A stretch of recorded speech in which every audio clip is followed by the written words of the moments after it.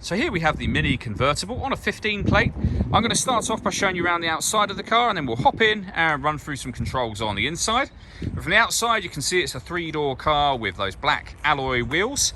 We'll start off inside the boot and then work our way around the rest of the car from there. As we approach the back of the car, you'll see we have reversing sensors. Given that it is a convertible, the boot space is actually very good. We have a 50-50 split folding rear seat there as well. Okay, so we're just going to work our way back round to the front of the car, and then we'll hop in and run through some controls on the inside. But now that we've done a full circle of it, you can see it's in excellent condition the whole way round. Just briefly before we climb in, I think it's well worth seeing the interior from this exterior point of view. There's plenty to run through on the dashboard, so let's hop in and we'll do that now. Okay, now that I'm inside the car, we're going to start with the dials. We have the rev counter running around the outside of that central section, so you can see the digital readout for the speedometer there.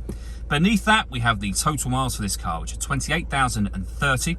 You can change the information displayed directly above that for limited bits of trip computer and fuel economy information, as you can see just there.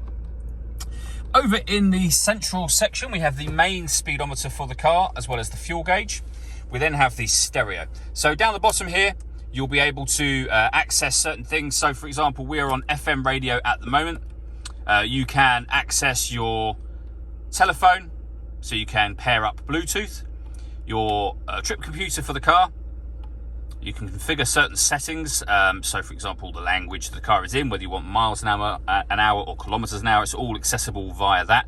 You can also change your music setup through here. So you can change bass, treble, balance, fader, etc.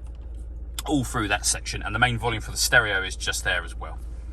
Below that, we have the CD player for the car.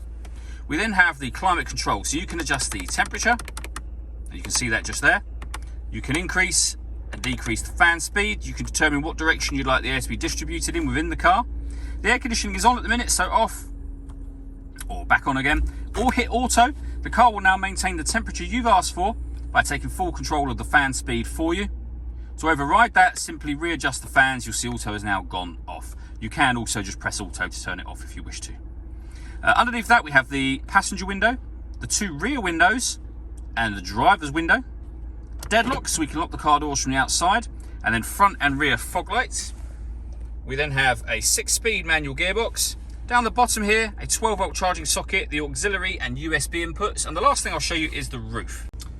So firstly, the controls for the roof are just here. So we have that button in the middle is the roof control. We then have various lights either side of it. Putting that control back will open up the roof. So just keep your finger on that button. It will open this front section first. Release the button, push it again. All of the windows will go down just a little bit to enable you to fold that roof away.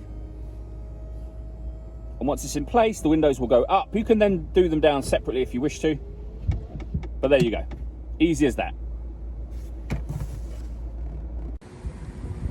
All that leaves me to say is thank you for taking the time to watch this video. If you'd like to come and see the car for yourself and have a test drive, please feel free to give us a call here at Glenbourne's. We'd love to hear from you soon.